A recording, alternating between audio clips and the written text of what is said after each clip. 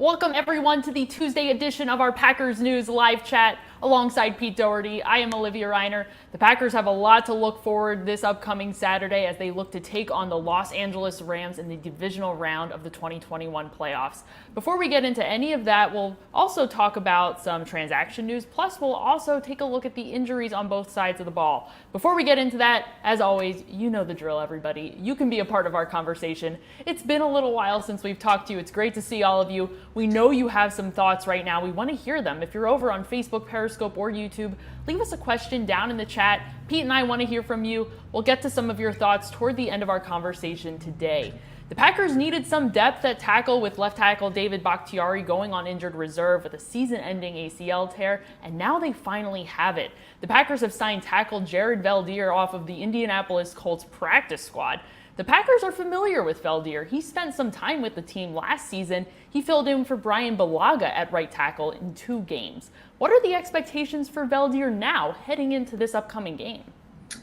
I mean, it sure looks like they got him, for insurance. Rick Wagner's had some knee issues all season, and with Bakhtiari being out, that's a big. Besides, him being a really good player and a great left tackle, that's a big bite into their depth. So, this gives them a guy who's played in the NFL, played a lot in the NFL, and if something were to happen to Wagner or Billy Turner, they've got a viable guy who's played a lot of games in the NFL.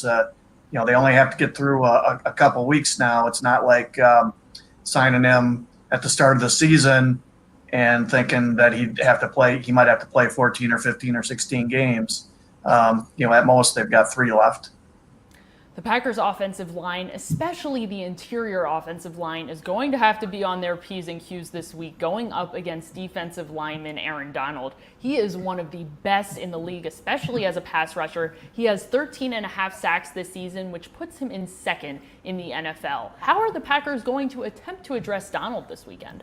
Yeah, this guy he's the best defensive player in the league. I didn't realize it till looking it up yesterday. But he's been first-team All-Pro 6 of his 7 seasons. I mean, that is just off the charts. He could quit today, and he'd be in the he'd go in the Hall of Fame in 5 years.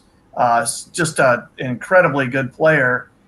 And I talked with a couple of people who work in the NFC West. I talked to them yesterday.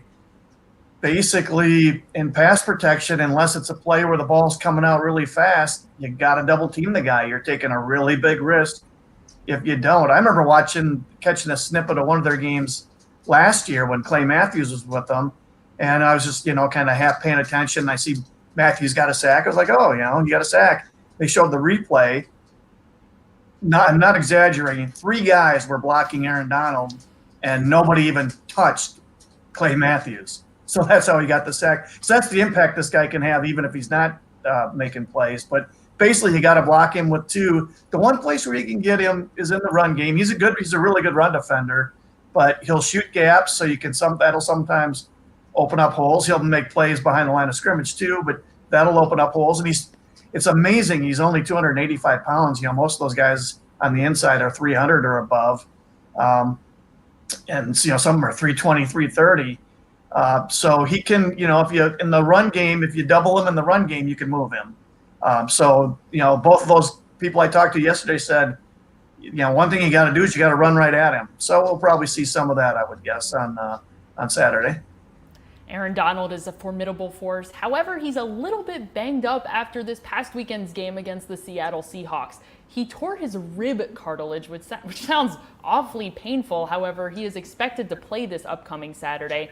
The Rams did not have a practice today. They just had a walkthrough. However, Aaron Donald's estimated participation is that he would have not participated in today's practice. How might his injury impact his ability to play this upcoming Saturday? I mean, you'd think it'll affect him at least a little bit. I would kind of assume that he might not practice at all this week. I think it's a given.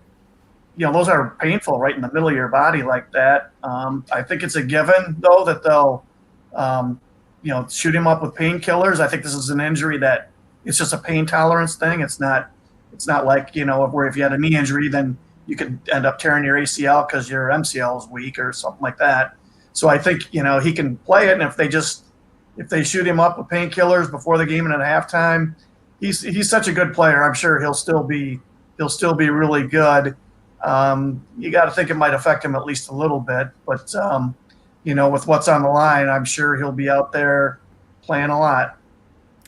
The Packers' offensive line is going to be putting a lot of focus on Aaron Donald. However, they shouldn't ignore outside linebacker Leonard Floyd. Floyd is right behind Donald with 10.5 sacks this season. Floyd also has 19 quarterback hits. How does head coach Matt LaFleur have to keep Floyd in mind as he game plans for this upcoming weekend?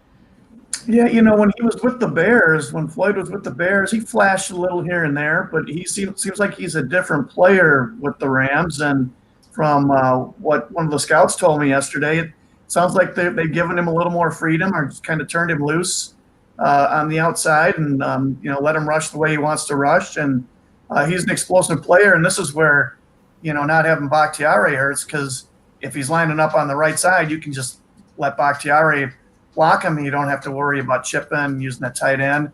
So and I think it sounds like what they do at least a few snaps a game is they'll put Donald over on a passing down. They'll put Donald over one tackle and have Floyd on the other side. Makes it tough to double both, but I'm sure with Floyd, the Packers will have to do a little bit of, lining the tight end, maybe Mercedes Lewis tight to the tackle on his side, maybe having the back chip or even stay in, so you only have 4 out in the pattern. But this is a guy, he's made enough plays where, as great as Donald is, the Rams defensive line overall is really good. It's probably not as good as the 49ers was last year, but it might be the best D-line in the league. Don't be surprised if Matt LaFleur calls on his tight ends, his running backs, to give them a little bit of help, the offensive front, in trying to handle Aaron Donald and Leonard Floyd and this Rams defensive front. Let's head over to Facebook, Periscope, and YouTube right now for some of your questions. Thank you so much for joining, everybody. It's so lovely to see some familiar faces. Let's start with Jerron over on Facebook. Jerron wants to know, how cold is it going to be at game time? I saw the high as of yesterday, around 25 degrees Fahrenheit. Didn't look like there was much precipitation in the forecast, not a lot of wind. How much do the Packers wish perhaps it would be a little bit chillier, a little windier, a little bit more snow in the forecast with the Rams in town? Yeah, very much so, especially with the snow and the cold, I think, because, Goff's got that broken thumb, and gripping the ball is going to be tough for him. And if the colder and wetter, Rodgers has huge hands. He doesn't have any issues with that. I would think the colder and wetter, the tougher time Goff would have. So, the Packers are looking for worse. And, Rodgers made a good point in his Zoom today because, the forecast, we're still several days out, and it looks pretty good. But, really, I think those forecasts, 5 days ahead of time, they're really shaky, and you really don't, they're not accurate until you get a day or two out. So things could still change fairly significantly for Saturday's forecast over the next 2 or 3 days. We'll keep an eye on the forecast. We'll pretend to be meteorologists over the next couple of live streams and see how the weather fluctuates on Saturday. Thanks so much, Jerron, so much for your question. Let's go over to our friend Smumster over on Periscope. They want to know if Jared Valdir, hearkening back to our earlier conversation, will start at left tackle, or will he sub in, potentially being some insurance with Rick Wagner potentially starting at right tackle and Billy Turner starting at left tackle. Valdir would become the first player in the NFL to start in preseason games on 2 different teams in this, postseason. Same postseason, 2 different teams in NFL history would be the same player if he does that. But that's a big if, Pete. How likely is it that Valdir would actually start this weekend against the Rams? I don't think that's at all in the thinking. These other guys have played all season. I think he's just insurance, but a really experienced guy who, I watched the Colts game over the weekend, and I can't say I was just watching him every play, but I can't say I noticed him either, which for an offensive lineman, that's usually a sign that he at least is doing okay. The guys have been a long-time NFL player, and he's good insurance for the Packers. Probably a savvy signing. You never know; they might end up needing him. Thanks so much, Mumster, for your question. Let's take a question over on YouTube from Pack Attack. They want to know if the Packers opt to move wide receiver Davante Adams around a lot to avoid cornerback Jalen Ramsey on a singular side of the field. We'll talk a little bit more about Ramsey as the week continues, because this matchup between all-pro cornerback Jalen Ramsey and all-pro wide receiver Davante Adams is going to be a really key one to keep an eye on. Ramsey has had a lot of success this season. Even just looking back at this past game, DK Metcalf, the Seahawks wide receiver, was Ramsey's primary concern in this past weekend's game. Metcalf still had 5 catches for 96 yards and 2 touchdowns. However, Metcalf was targeted 11 times. How formidable of a force is Jalen Ramsey, and how concerned should the Packers be about his presence? I think if you poll coaches and scouts around the league, I'm pretty sure this guy would come out as the number one corner. He's just got an unusual combination of size and agility and speed and all that stuff. And as the question suggests, and I'd read this earlier in the year, and Davante Adams alluded to it in his Zoom conference today.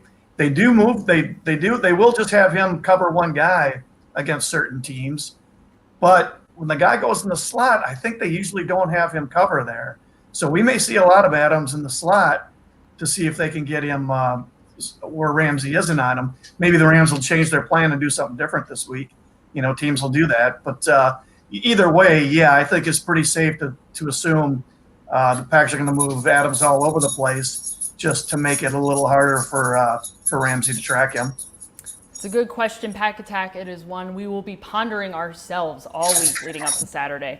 Thanks so much for your question. Let's go over to Bernard over on Facebook. Bernard wants to know if the Packers will use running back A.J. Dillon as an extra force, or will head coach Matt LaFleur opt to use 2-back sets and perhaps feature Dillon in that personnel grouping. A.J. Dillon only had 1 carry in the Packers' final game of the regular season against the Bears after having a stellar performance, 2 touchdowns against the Tennessee Titans. How much more do you anticipate Matt LaFleur to incorporate A.J. Dillon into this week's game plan against the Rams? Oh, I have no clue, no idea. I don't know what you think. I thought for sure he would have played more than he did last week.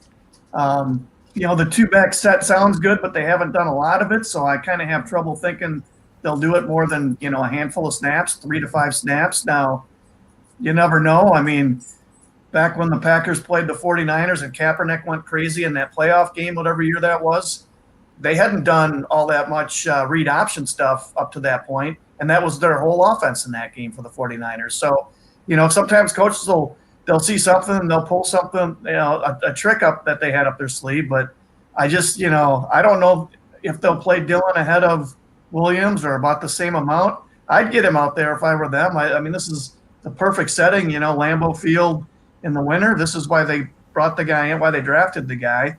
But how many times have we guessed how much he's going to play, and how many times have at least I've been wrong? So I don't know what you think, but I couldn't even guess on how much he'll play.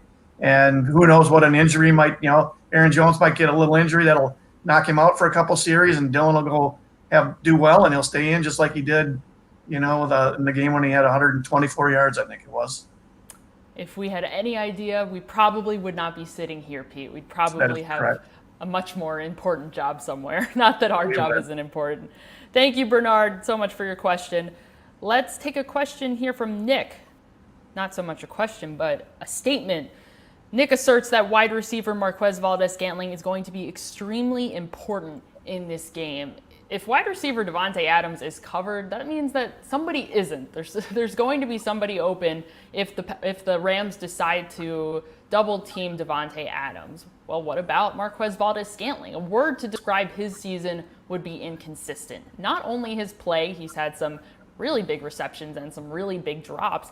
Also, his usage in this offense. There's some weeks he's been targeted multiple times. Other weeks he hasn't been targeted at all. Most recently against the Chicago Bears, he had a pair of catches for almost 90 yards. How will the Packers try to get Valdes-Scantling involved a little bit more in the offense's game plan this weekend? Yeah, if Adams is blanketed, other guys are going to have to make plays. I was kind of thinking, this could be a game where Tanyan gets a lot of action. But as we've seen, and as you suggested there, it's kind of week to week who besides Adams. Obviously, Adams is always a big part. And then it's kind of week to week, just game circumstance on who ends up getting the ball besides Adams. Valdez-Scantling's important just because of his ability to stretch the field. And if they want to take deep shots, that's usually the guy. And, then it's a question of does he catch it or not? And it's 50-50. Those big plays are just huge. And just his ability to stretch the defense, the threat of that, it serves a purpose too. So, he'll be out there. I still wonder if Tanyan might be the guy who ends up getting a lot of catches. But, as Nick suggests, it could end up being Valdez-Scantling or Lazard, any of those guys. Thank you, Nick, for your question, statement, whatever you want to call it. We appreciate you participating. Let's go over to Cindy on Facebook. Cindy says that they need snacks, as in defensive lineman Damon Harrison, who the Packers signed just about a week ago. He only had about a handful of snaps against the Chicago Bears and was used primarily in the second half of the game in late down, short yardage situations. How might the Packers opt to use him a little bit more this upcoming weekend? Yeah, I agree. I think they do need him. And he looked okay the other day. 15, 18 snaps, something like that on early downs. Rams are going to want to run the ball. They run the same offense the Packers and the 49ers do. And Akers has become a big part of their offense. And Goff with the thumb. Goff needs a good run game.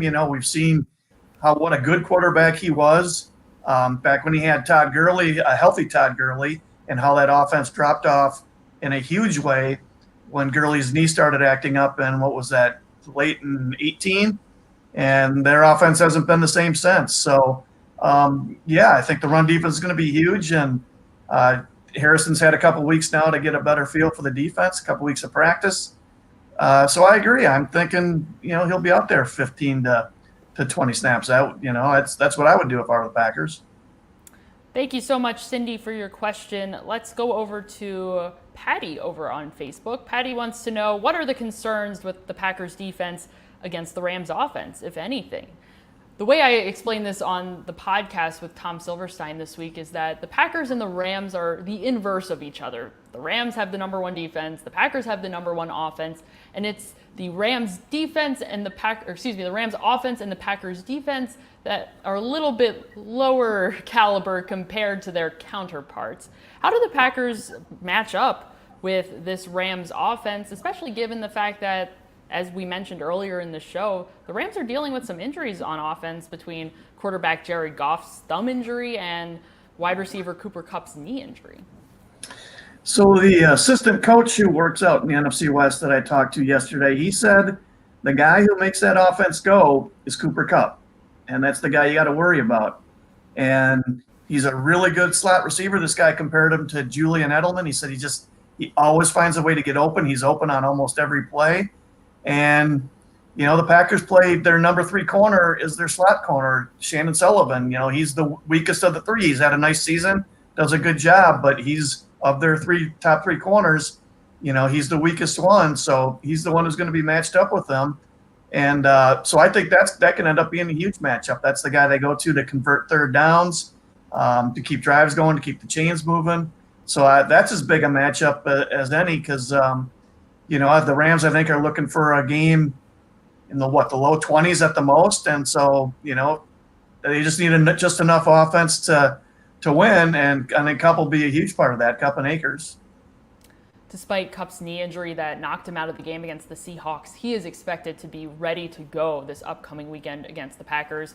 Again, the Rams did not practice today. However, he was an estimated non-participant in today's walkthrough. So thank you so much, Patty, for your question. And thank all of you so much for joining us. It was lovely to chat with all of you. We will be back later in the week to continue to preview this upcoming weekend's game against the Rams. So make sure you come back to Packers News, Facebook, Periscope, or YouTube. We will be here to chat with you. For Pete Dougherty, I'm Olivia Reiner. We'll see you next time.